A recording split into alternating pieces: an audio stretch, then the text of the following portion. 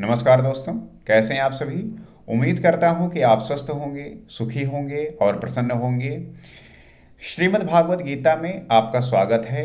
हम श्रीमद् भागवत गीता के माध्यम से जीवन के विभिन्न क्षेत्रों को जानने की, समझने का प्रयास करते हैं, क्योंकि आपका ये जीवन संघर्षों से भरा हुआ है और जिस व्यक्ति ने संघर्ष को मजा बना लिया उसी का जीवन सार्थक है और वही इस जीवन को जी सकता है, वही इस जीवन को एंजॉय कर सकता है।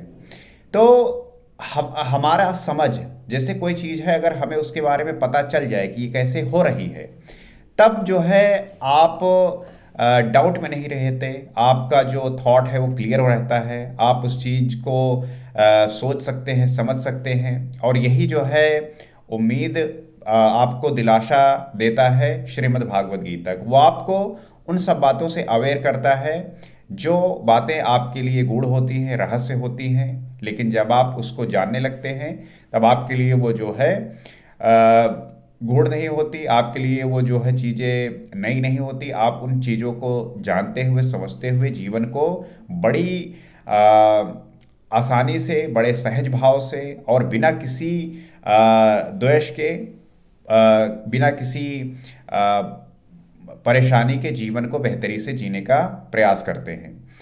तो जैसा कि हम श्रीमद् भागवत गीता के त्रयोदश अध्याय के हम पिछले एपिसोड में 22वें श्लोक को जो है समझा, जाना, और ये जाना कि श्री कृष्ण कैसे किन बातों को समझा रहे हैं और बता रहे हैं। आज हम 23वें श्लोक पे हैं और जानेंगे कि क्या कह रहे हैं। कहते हैं, या एवं वेति पुरुषम प्रकृतिम च गुणैः सह सर्वथा वर्तमानो अपि न सा भुवो अभिजायते।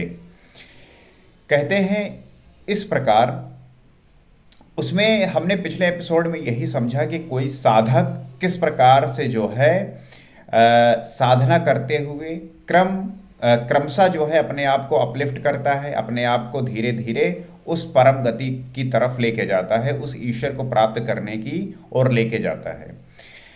तो आगे कहते हैं कि इस प्रकार वो व्यक्ति जो है गुणों के सहित प्रकृति को जो मनुष्य साक्षात्कार के साथ विदित कर लेता है, वो सब प्रकार से बरतता हुआ फिर नहीं जन्मता, अर्थात उसका पुनर्जन्म नहीं होता। लोग अक्सर ये आकांक्षा रखते हैं, ये इच्छा रखते हैं कि हम अच्छे कर्म करेंगे तो हमें स्वर्ग प्राप्त होगा, और जब बुरे कर्म करेंगे तो हमें नर्क प्राप्त होगा। तो ये स्वर्ग और नर्क प्राप्त करने की इच्छा लिए अगर आप बैठे हैं, इसका मतलब है अभी भी आपको जो है जीवन और मृत्यु के आवागमन चक्र में आना ही पड़ेगा। मोक्ष और मुक्ति एकमात्र जो है स्थिति है जहां से फिर आपका आवागमन चक्र से आप मुक्त हो जाएंगे। आपका फिर से यहाँ पे आके भोगना, सुख दुख जो है का जो है की अनुभूति करना, ये सब खत्म हो जाएगा। एक मुक्ति और मोक्ष ही सबसे सुप्रीम स्थिति है। स्वर्ग आप गए हैं, इसका मतलब है कि आपने जो पुण्य कमाया है उससे आपको जो स्वर्ग मिला है वहां पे वो खत्म होकर आप फिर जो है यहीं लौटेंगे, मतलब आपको फिर से आना होगा। इसीलिए देवता भी जो है स्वर्ग में रहते हुए मोक्ष की कामना करते हैं। वो भी ये कामना करते हैं कि मुझे जो है मोक्ष मिल जाए, मुक्ति मिल जाए। तो स्वर्ग में रहने वाले देवता अगर ये कामना करते हैं, तो पृथ्वी लोक में रहते हुए व्यक्ति क्यों ना मोक्ष और मुक्ति की जो है इच्छा रखें और कामना रखें।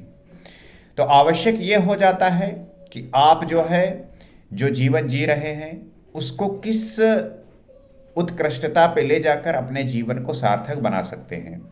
तो वही कह रहे हैं कि जो व्यक्ति इन प्रकृति के गुणों से युक्त होता है, इसका साक्षात्कार किए होता है, इससे विदित रहता है, इसको सब प्रकार से बरतता हुआ फिर नहीं जन्मता, अर्थात फिर उसको जो है इस प्रकृति में वापस लौटकर नहीं आना पड़ता, उसका पुनर्जन्म नहीं होता। वो जो है इससे परे चला गया। अब जो है उसका जो है यहाँ पे वापस आना संभव नहीं है।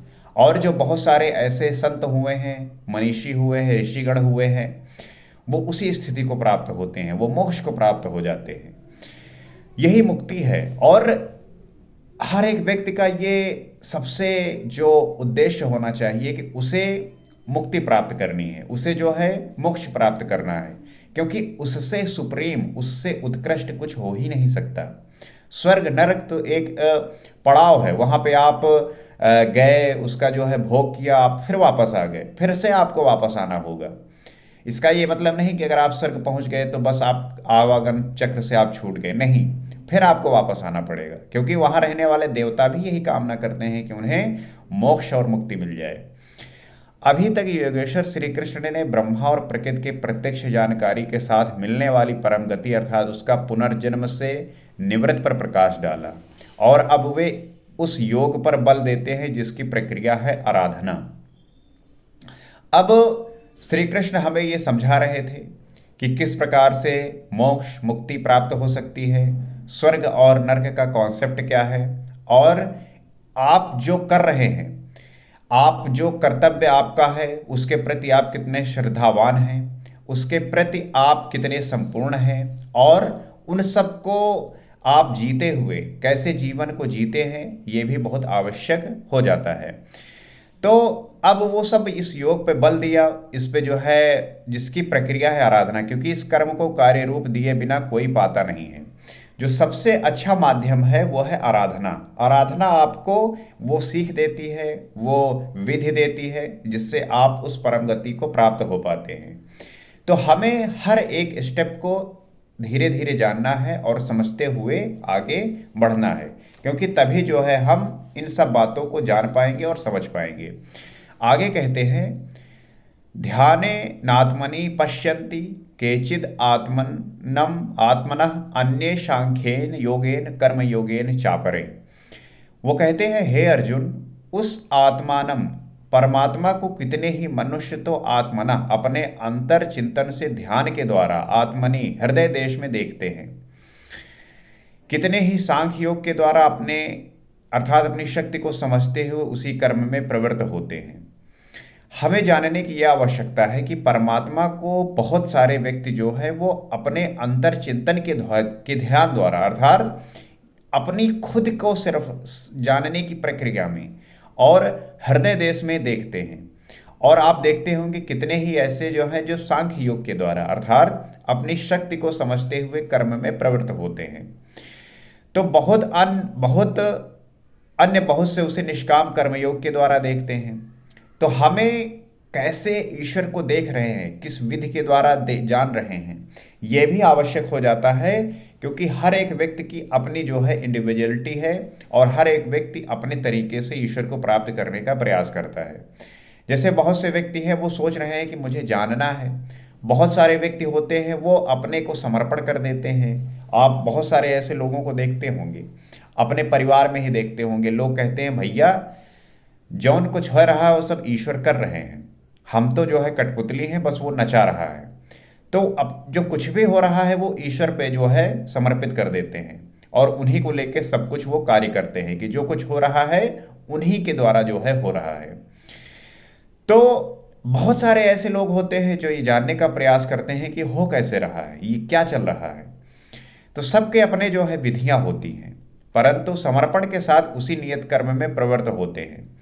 एक समर्पणता होती है उनके, जो ऐसे होते हैं कि जो हो रहा है वो ईश्वर की ही अनुकंपा से हो रहा है, वही जो है हमें जन्म देता है, वही पालन करता है और वही जो है मृत्यु प्रदान करता है।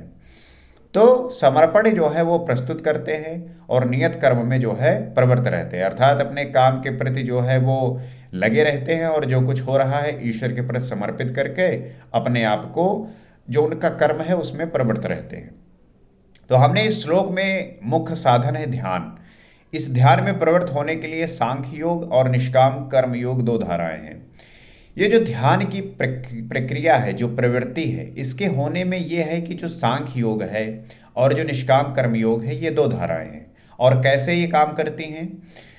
तो अन्य त्ववेम जानन्ता श्रुत्वान एभ्या उपासते ते अपि चा अति तरण्यत्व मृत्युम श्रुति परायणा।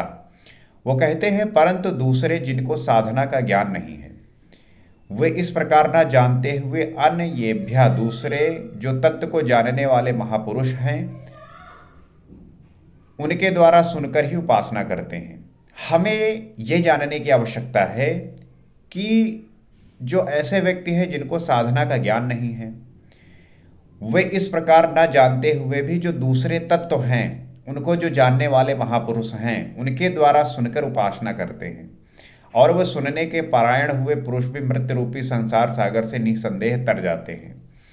दो चीज होता है, एक तो आप खुद जानने का प्रयास करते हैं, एक होता है कि आप किसी के सानिध्य में रहकर प्रयास करते हैं। वो आपको वो रास्ता बताता है और आप उसको फॉलो करते जाते हैं, और आप जो है इस मृत्यु रूपी संसार सागर से निसंदेह जो है तर जाते हैं।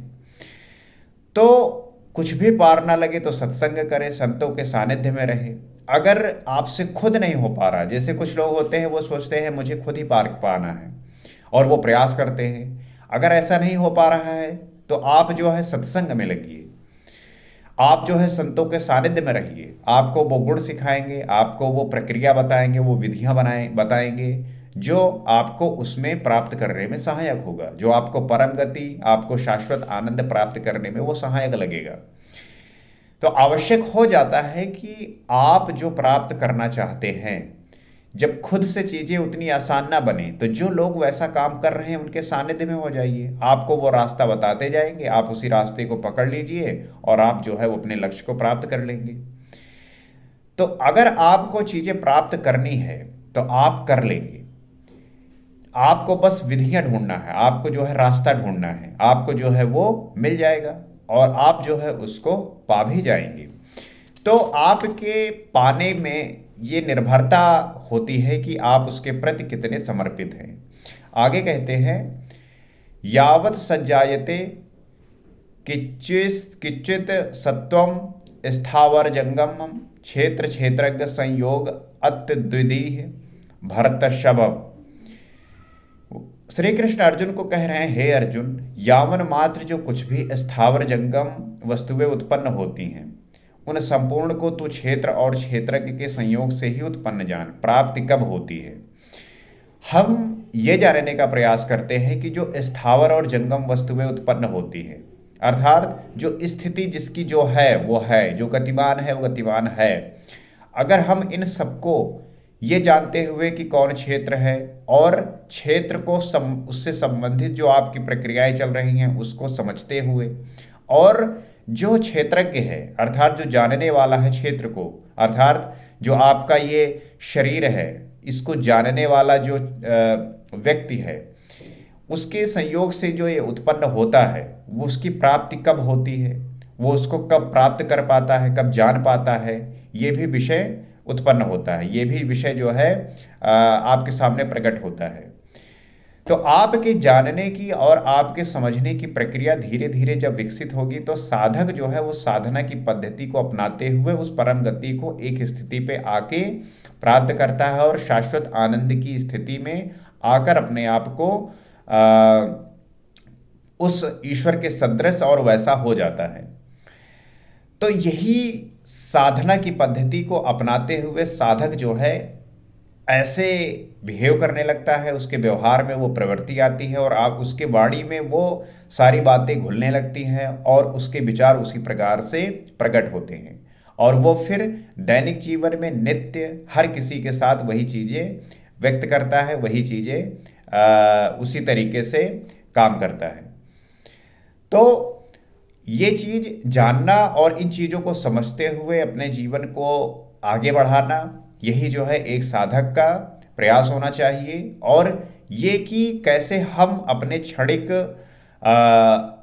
सुखों को, क्षणिक चीज़ों को छोड़कर उस परमात्मा को जानते हुए शाश्वत आनंद की प्राप्ति में जो सहायक लगे उसके प्रति आप उदार होकर अपनाते हुए, सीखते हुए अपने जीवन को उस स्तर पर लेके जाइए और अपने आप को वैसा बनाइए।